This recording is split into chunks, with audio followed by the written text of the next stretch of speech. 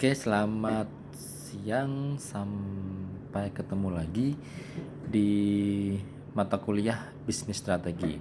Untuk kali ini kita akan membahas tentang kompensasi dan teori upah di materi ke-8 atau ke-9 ya, bisa dibuka di slide file ke-8.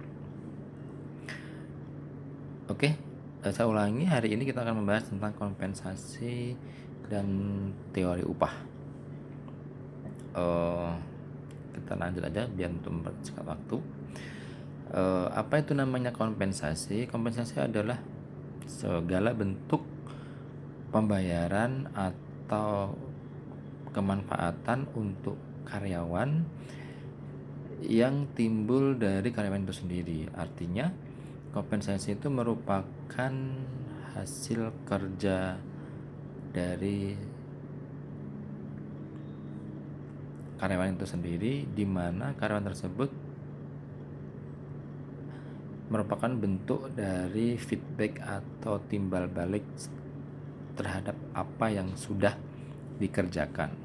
Nah, kompensasi ini bisa berupa indirect payment atau bentuk pembayaran karyawan ini bisa berupa indirect payment, kemudian direct financial atau non financial reward. Nah, apa perbedaannya? Untuk indirect payment ini kalian bisa dibuka di slide kedua ya. Indirect payment itu contohnya ada asuransi, cuti atau lembur. Artinya apa? Karyawan itu tidak hanya dibayar berupa gaji atau berupa uang, tetapi bisa diganti dengan asuransi atau diberikan asuransi yang memadai atau sesuai dengan aturannya. Jadi asuransi ini merupakan sebuah kompensasi yang diberikan oleh perusahaan kepada karyawan tersebut. Kemudian cuti atau libur, kadang mungkin kita sering mendengar ada day off, kemudian ada cuti tahunan, cuti melahirkan, cuti kematian dan sebagainya. Nah, itu termasuk dari indirect payments. Kemudian ada non financial reward, yaitu berupa pekerjaan, jabatan, pengaturan jam dan sebagainya. Nah, contohnya di sini ada jabatan. Ketika seseorang itu mendapat reward, itu merupakan sebuah kompensasi yang didapatkan oleh karyawan tersebut yang diperoleh dari perusahaan, di mana karyawan tersebut mendapatkan reward terhadap kinerja yang sudah dilakukan selama dia bekerja. Misalnya kenaikan jabatan atau mungkin mutasi dari jabatan yang pertama lebih rendah dimutasi, kemudian naik jabatan yang lebih tinggi, misalnya seperti itu. Kemudian ada direct financial atau bisa disebut dengan upah, gaji atau bonus. Nah, itu berupa uang. Artinya memang pada umumnya memang seperti itu untuk bentuk kompensasinya. Oke, slide ke-3. Lalu apa tujuan kompensasi diberikan kepada karyawan? Yang pertama adalah kompensasi harus dapat memenuhi kebutuhan minimal karyawan. Kalau kita tahu kebutuhan pokok minimal yang bisa di cover, nah itu adalah tujuan pertama kompensasi, yaitu memenuhi kebutuhan minimal karyawan. Nah, ini nanti kaitannya dengan adanya UMR atau UMK dan sebagainya. Kemudian tujuan yang kedua adalah kompensasi harus mengikat dan memadai. Artinya begini, ketika seorang karyawan diberikan kompensasi dengan besaran X misalnya, artinya kompensasi itu mengikat di dalam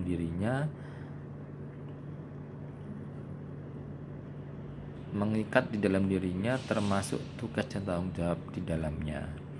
Contoh misalnya tadi kan ada indirect kompensasi atau indirect payment itu kan bisa berupa jabatan. Nah, artinya apa? Kompensasi yang berupa reward atau jabatan itu mengikat terhadap tugas dan tanggung jawab di dalamnya. Kemudian kompensasi harus dapat memotivasi karyawan. Dengan adanya reward tadi atau dengan upah ataupun gaji itu mampu memberikan motivasi karyawan untuk lebih produktif, lebih meningkatkan kinerja lagi ke depannya. Kemudian kompensasi harus adil. Di sini menganut kalau bicara tentang keadilan ya artinya adil menurut seseorang atau sebuah perusahaan belum tentu adil menurut karyawan. Nah, itu yang menjadi PR sebuah perusahaan di mana keadilan itu harus tetap dijunjung tinggi.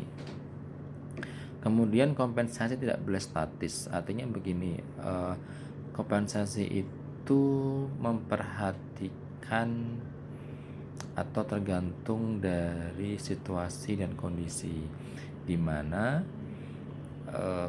besaran kompensasi itu tidak selalu besarnya sama, tetapi tergantung dari besar atau tinggi rendahnya kinerja seseorang, seperti itu.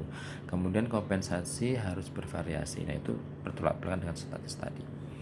Oke, baik. Selanjutnya adalah di slide keempat, bentuk upah berdasarkan performance.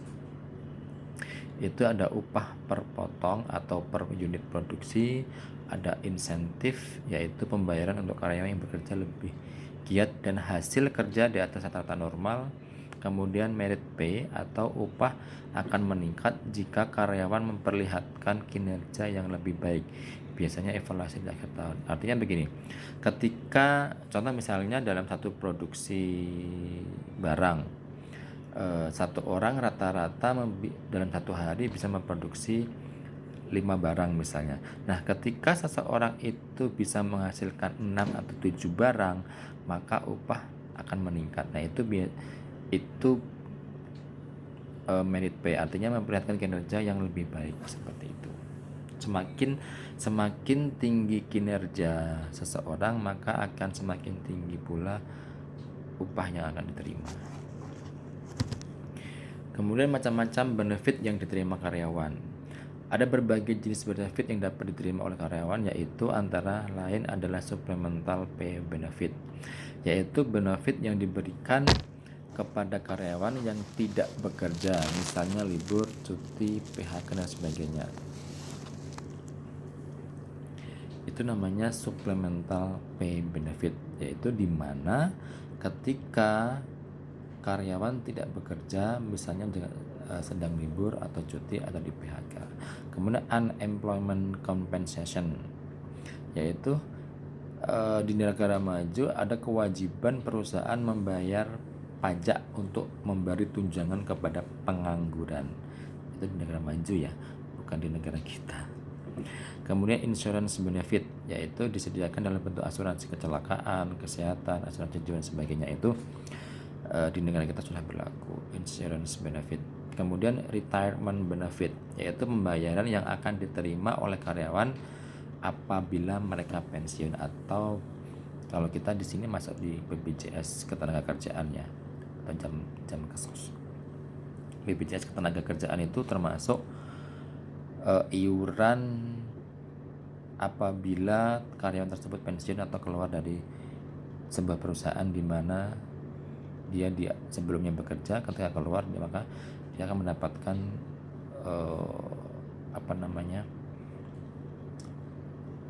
iuran pensiunan, seperti itu.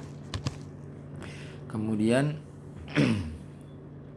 teori upah terdapat dua teori upah, yaitu teori tawar menawar dan teori standar hidup. Kalau teori tawar menawar itu tingkat upah ditentukan oleh tawar menawar di pasaran tenaga kerja. Artinya pembeli yaitu pengusaha yang membutuhkan tenaga kerja dan penjualnya adalah calon karyawan atau pekerja itu sendiri. Mungkin bisa juga melalui organisasi kerja sebagai perwakilan mereka. Artinya begini, teori upah ini adalah biasanya kalau di perhotelan itu ketika kalian nanti sudah mempunyai pengalaman di beberapa hotel misalnya, nah teori tawar menawar ini bisa kalian terapkan. Kemudian yang kedua adalah teori standar hidup, di mana teori ini didasarkan pada keyakinan bahwa buruh harus dibayar secara layak agar dapat memenuhi kebutuhan standar hidupnya. Contoh di sini biasanya pemerintah membantu untuk menetapkan UMR atau UMK, upah minimum regional atau upah atau UMK ya. Kemudian metode pembayaran upah ini di slide yang ketujuh. Di slide yang ketujuh membahas tentang metode pembayaran upah, yaitu ada sistem upah menurut waktu, kemudian sistem upah menurut prestasi atau potongan atau persatuan hasil, kemudian sistem upah borongan, jelas ya, sistem upah borongan. Kan menurut waktu itu berapa dalam satu hari, berapa jam atau berapa hari, kemudian prestasi itu ya tadi sebelum misalnya dalam satu hari bisa menghasilkan berapa pieces barang yang harus diproduksi. Kalau upah borongan ya berarti dalam satu borongan pengerjaan itu berapa upahnya itu. Kemudian sistem upah premi yang merupakan variasi dari sistem di atas. Sistem upah premi itu ada beberapa macam, ada upah Halsey, upah Rowan, Taylor, Emerson, Gen, Pedix dan sebagainya itu.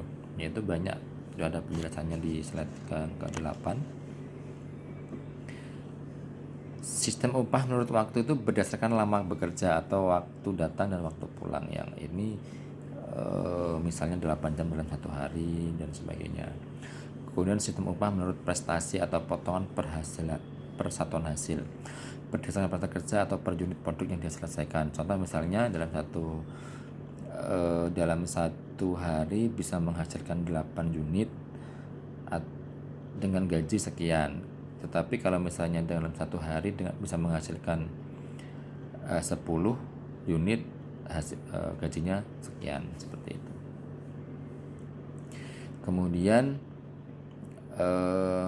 sistem upah premi itu ada sistem upah C, sistem upah Rowan dan sebagainya. Itu bisa kalian cek di slide ke-8 dan 9 ya.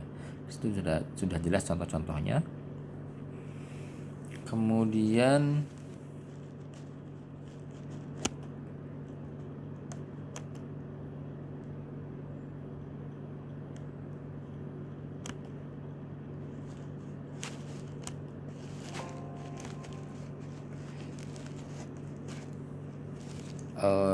ada tugas buat kalian. Di sini kan sudah ada contoh-contohnya terkait dengan sistem upah HLC ya, sistem upah premi.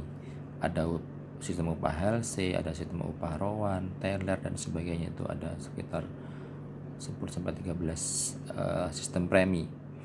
Dan tugas kalian adalah di reviewnya bisa menjelaskan secara detail salah satu saja sistem upah premi. Jadi di kolom review nanti silahkan jelaskan satu saja sistem upah premi, kalian jelaskan atau kalian jabarkan ya. Tapi nggak boleh kopas dari yang di slide seperti itu. Oke,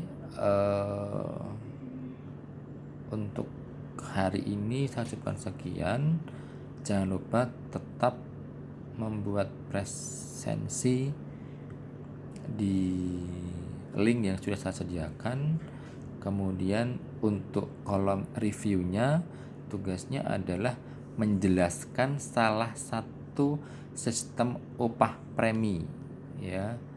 dijabarkan di situ. Jangan lupa. Oke, terima kasih. Selamat siang. Assalamualaikum warahmatullahi wabarakatuh. Tetap sehat.